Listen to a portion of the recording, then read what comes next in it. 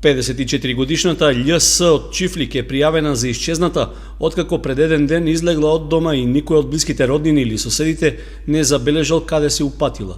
Нејзиниот 58 годишен сопруг БС пријавил во Кочанската полициска станица дека жената на 24 февруари во периодот меѓу 11 и 13 часот ја напуштила семејната куќа и не се вратила.